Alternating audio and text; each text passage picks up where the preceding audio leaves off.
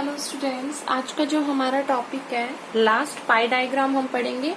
इससे पहले हमने बार डायग्राम के टाइप्स के बारे में जाना। आज हम ये सीखेंगे कि पाई डायग्राम होता क्या है और पाई डायग्राम को कंस्ट्रक्ट कैसे किया जाता है। तो पाई डायग्राम एक ऐसा सर्कल होता है। पाई diagram is a circle divided into the various segment showing the percent value of A series. Pi diagram में क्या होता है, पाई डायग्राम जो वर्ड है वो एक सर्कल से लिया गया है। मतलब क्या कि पाई डायग्राम का मतलब है कि हमें क्या करना है, एक सर्कल ड्रॉ करना है। आप सर्कल तो जानते ही हैं, जिसमें क्या होते हैं, 4 एंगल होते हैं और चारों एंगल का जो सम होता है वो किसके इक्वल होता है, 360 डिग्री के इक्वल होता है, राइट।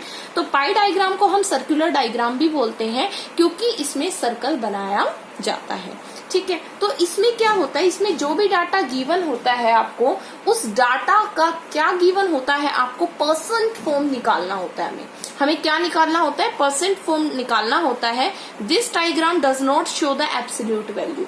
जो पाई डायग्राम होता है वो कभी भी हमें जो भी यूनिट्स की वैल्यू दी होती है, वेरिएबल की वैल्यू दी होती है, उनको एज इट इज शो नहीं करता, उनको एंगल की फॉर्म में शो करता है, उनको परसेंट की फॉर्म में शो करता है। उसे पाई डायग्राम बोला जाता है जहां पे वेरिएबल्स की वैल्यू को एज इट इज शो नहीं किया जाता, बल्कि परसेंट और डिग्री एंगल निकाला जाता है और उसके थ्रू फिर पाई डायग्राम को कंस्ट्रक्ट किया जाता है। वो होता है आपका पाई डायग्राम। अब इसको कंस्ट्रक्ट कैसे किया जाता है, देखिए इसका जो सबसे पहला स्टेप है उसमें क्या करते हैं हम, जो भी एब्सोल्यूट वैल्यू, जो हमें वैल्यू गिवन होती है, डाटा जो भी गिवन होता है, सबसे पहले उसको हमें परसेंटेज वैल्यू में कन्वर्ट करना है। क्या करना है, हमें उसके परसेंट वैल्यू निकालनी है। अब कहोगे मैम परसेंट वैल्यू कैसे निकालेंगे, तो देखिए there are 45 student in a class. एक क्लास है और उसमें 45 बच्चे पढ़ते हैं।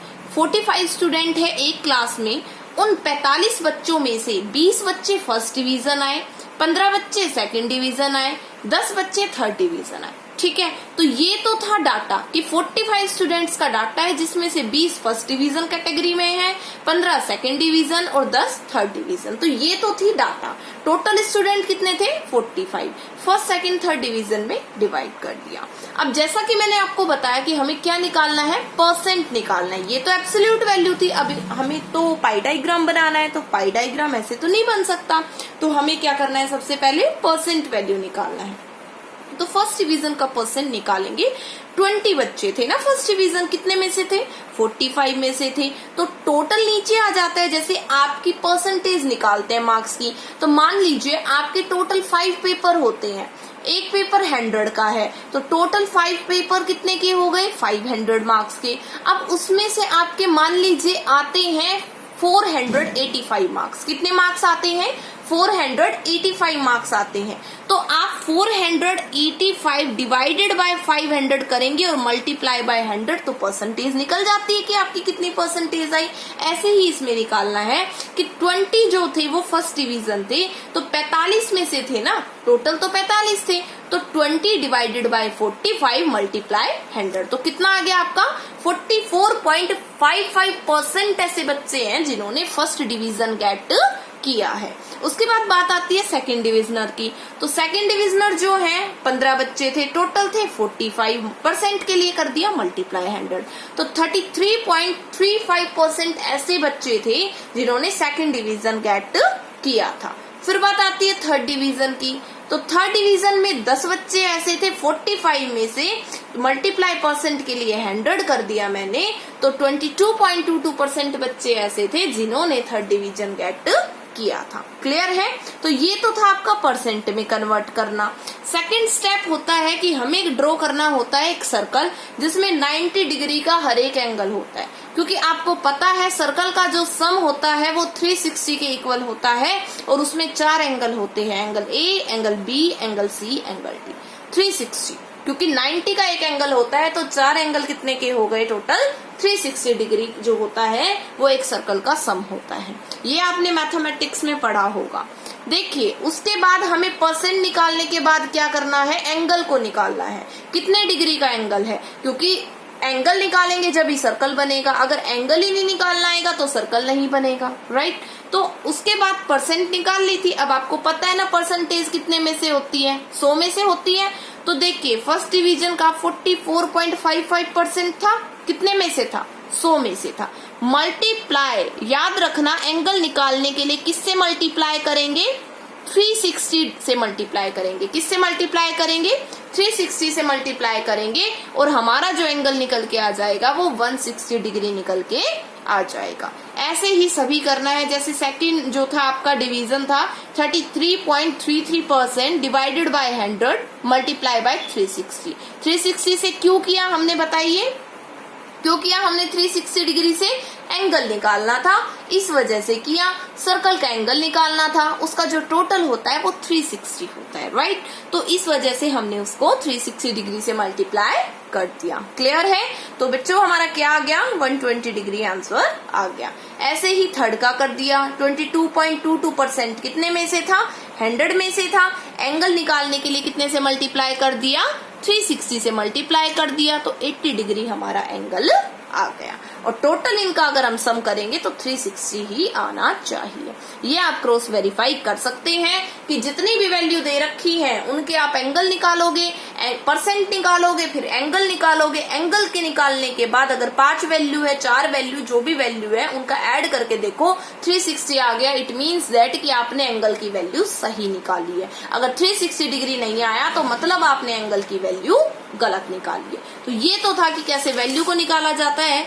फिर जो भी एंगल बनाना है हमें वो क्लॉकवाइज डायरेक्शन में बनाना है। क्लॉकवाइज डायरेक्शन ऐसे होती है, एंटी क्लॉकवाइज ऐसे होता है। क्लियर है। तो इसमें जैसे आपको पहले तो सर्कल बनाना है कंपास की मदद से, ठीक है। उसके बाद डी की मदद से आपको एंगल बनाने हैं। तो देखिए यहाँ पे मैंने 160, ये पूरा तो 180 का होता है। ये पूरा अगर मैं बना दूं 180 नीचे 180 ऊपर, राइट ना। तो इसमें ये क्या हो गया, 160 का एंगल बना दिया मैंने, यहाँ पे रखा। उसके बाद मैंने 120 का बनाया, फिर मैंने 80 का बना दिया, ठीक है। तो ये था कि एंगल कैसे बनता है, ठीक है। तो ऐसे आप एंगल बना लेना, आपको आते भी होंगे बनाने। ये था आपका बच्चों पाई डायग्राम। अब कुछ हम ना 1-2 न्यूमेरिकल करेंगे प्रैक्टिस के केस में कि कैसे बनाए जाएंगे डायग्राम, ठीक है। तो देखिए यहाँ पे एक हमें सुटेबल डायग्राम बनाना है, कुछ इन्फॉर्मेशन गिवन है। देखिए क्या इन्फॉर्मेशन है, पढ़ते हैं। 2 फैक्ट्री है एक्स एंड वाई, ठीक है। एक्स फैक्ट्री है वो 1 यूनिट 400 की बेचती है और टोटल उसने 20 यूनिट सोल्ड की है। टोटल उसने 20 यूनिट सोल्ड की है, मतलब 20 यूनिट उसने टोटल बेची है और उसमें से 1 यूनिट 400 की है, 20 यूनिट बेची। तो बताइए कितने का रिवेन्यू कमाया उसने। क्योंकि आपको पता है जो रिवेन्यू निकलता है ना, रिवेन्यू मतलब कि सेलर ने 1 यूनिट 400 की थी, तो 20 यूनिट कितने की बेची बताइए, 8000 की बेची, ठीक है। ऐसे ही जो ये तो एक्स की बात थी, वाई फैक्ट्री की बात करूं तो मैं 600 मल्टीप्लाई 30, 18,000। कितना आ गया, 18,000। मतलब कि अगर 1 यूनिट 400 की है तो 20 यूनिट कितने की बेची, 8,000 की। 1 यूनिट 600 की है तो 30 यूनिट कितने की बेची, 18,000 की। मतलब इतने की बेची, इसमें कॉस्ट भी इंक्लूड है, ठीक है। अब देखिए यहाँ पे कॉस्ट दी है कि वेजेस इतने दिए उसने, मटेरियल 2400 लगा, एक्स फैक्ट्री मिसलीनियस एक्सपेंडिचर 1600 थे और टोटल उसने 7200 रुपए कॉस्ट आई थी। कोई प्रोडक्ट है 20 यूनिट बेची और उन 20 यूनिट को बनाने में जो कॉस्ट आई वो टोटल 7200 आई। उसने बेची कितने में, रिवेन्यू कितने में जनरेट हुआ, 8000। कितने में जनरेट हुआ, रिवेन्यू कितने का हुआ, 8000। कितनी यूनिट बेची थी, 20। 1 यूनिट कितने की थी, 400 की। 20 यूनिट कितने की हुई, टोटल 8000 की। कॉस्ट कितने की आई, 7200 की, ठीक है। तो बच्चों प्रॉफिट कितने का हुआ बताइए, प्रॉफिट कितने का हुआ।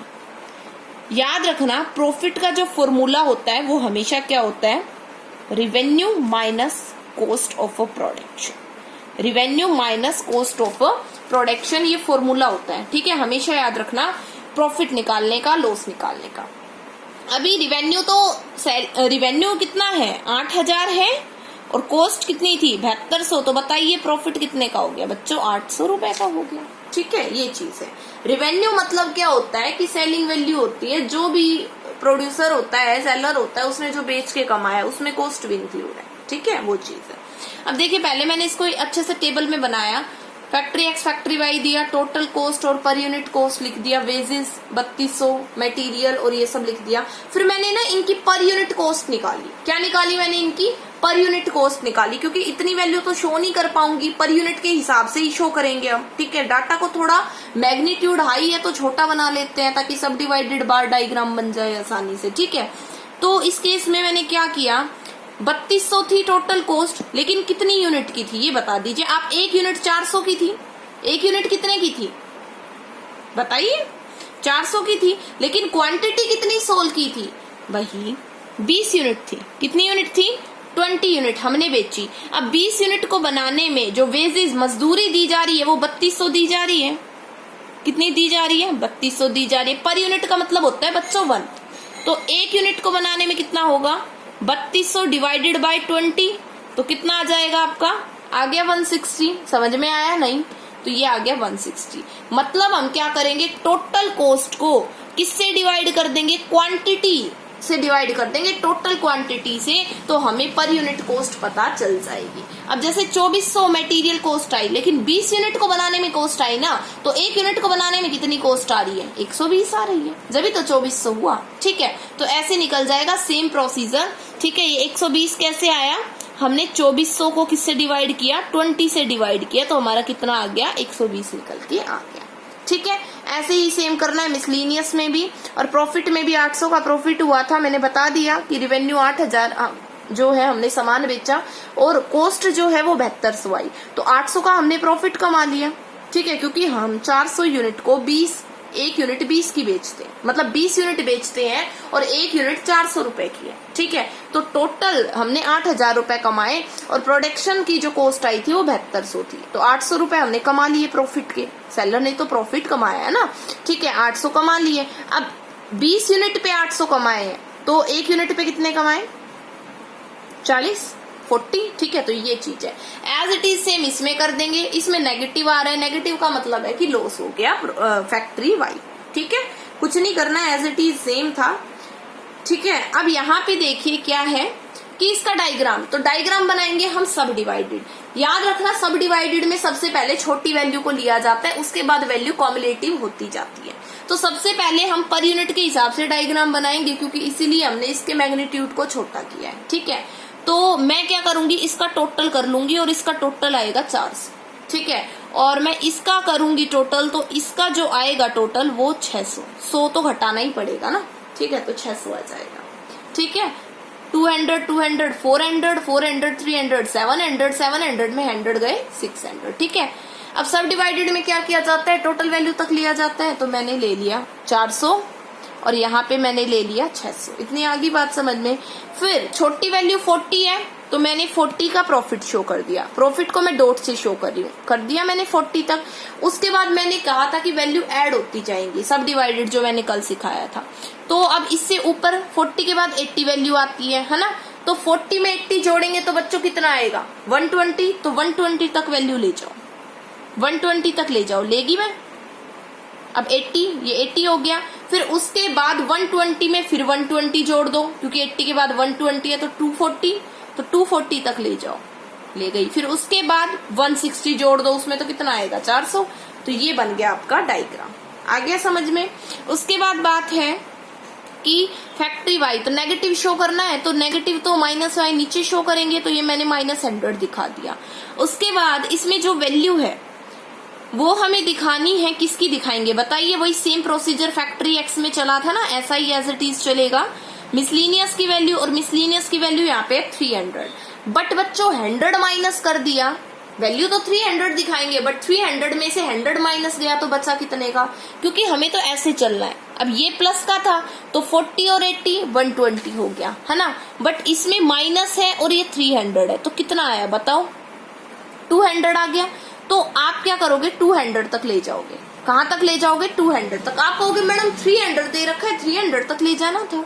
बट बच्चों -100 लॉस हुआ था, -100 है, और 300 में से फिर आप, अगर ये प्लस का होता ना तो हम 400 तक ले जाते, बट ये माइनस का है, तो 300 में 100 गए तो 200 ही बचेगा। ठीक है, तो ये माइनस करना पड़ेगा हमें, तो 200 तो कर दिया हमने, 200 तक ले गए, बट वैल्यू दिखाएंगे 300। फिर उसके बाद 200 वैल्यू दिखानी है हमें, है ना। तो बच्चों 200 वैल्यू दिखानी है, तो 200 में फिर 200 जोड़ दो, जैसा कि हमने किया था ना। 120 में 120 जोड़ा तो 240 आया, है ना। अब इसमें 200 में 200 जोड़ दो तो 400, तो 400 तक ले गए, 200। फिर 400 में 200 जोड़ दो तो कितना आ जाएगा, इसमें ये ऐड किया। ठीक है, कितना आया 400, और 400 में ऐड करेंगे तो कितना आएगा 600, तो 600 तक ले गए। ठीक है, तो ये था आपका बच्चों सब divided bar diagram. I hope ये क्लियर हो गया होगा, नहीं भी क्लियर हुआ हो तो आप पूछ सकते हो मुझसे। उसके बाद एक सब डिवाइडेड बार डायग्राम और कर लेते हैं। ब्रांड दे रखा है सैमसंग, एकी, ओनिडा, सोनी, ठीक है। यूनिट्स इतनी बेची, वही परसेंटेज निकालना है। टोटल 1200 कर लिया हमने। अब इसका परसेंटेज निकालेंगे। 480 डिवाइडेड 1200 मल्टीप्लाई 100 कितना आ गया 40%। ऐसे ही 360 डिवाइडेड बाय 1200 मल्टीप्लाई 100 30%। फिर 240 डिवाइडेड बाय 1200 मल्टीप्लाई 100 20%। फिर 120 डिवाइडेड बाय 1200 मल्टीप्लाई 100 10%। तो परसेंटेज तो आपको पता है, absolute value divided by total value multiply by 100 percentage आ जाएगा। उसके बाद हमें निकालना है एंगल। एंगल के लिए क्या कर देंगे, जो परसेंट वैल्यू है वो 100 में से आई है, एंगल के लिए 360 से क्या कर दो, मल्टीप्लाई कर दो। क्लियर है, तो ये एंगल निकल गया। 40% था 100 में से, मल्टीप्लाई 360 डिग्री कर दिया एंगल के लिए, तो 144 डिग्री आ गया। ऐसे एंगल निकल गए। इनका सम टोटल आना चाहिए 360 डिग्री, तो आपका क्वेश्चन सही है, नहीं तो आपका गलत है। ये बहुत इंपॉर्टेंट है पाई डायग्राम, तो इसकी प्रैक्टिस करनी पड़ेगी आपको। फिर मैंने क्या किया, मैंने एक सर्कल ड्रॉ कर दिया कंपास से। फिर मैंने बनाया सैमसंग का, तो 144 का एंगल बना। फिर 108 का बनाया, फिर 72 का, और फिर 36 का। यहाँ पे डी रखा, ठीक है, यहाँ से रखेंगे हम, ये बन गया। फिर यहाँ पे रखेंगे तो ये बन गया। फिर यहाँ पे रखेंगे तो ये बन गया। फिर यू रखेंगे तो ये बन गया। ठीक है, ये आपके बन जाएंगे एंगल। तो ये एंगल की तो आपको प्रैक्टिस करनी पड़ेगी जब भी आएंगे बनाने, ठीक है, डी की हेल्प के थ्रू। तो ये था आपका पाई डायग्राम। ऐसे आपको बनाना है क्लॉकवाइज डायरेक्शन में, आप देख सकते हैं क्लॉकवाइज डायरेक्शन है ना। ठीक है, अगर कोई प्रॉब्लम हो तो आप समझ सकते हैं, क्वेश्चंस करके देखिए, आपकी बुक में अवेलेबल है। Clear, thank you.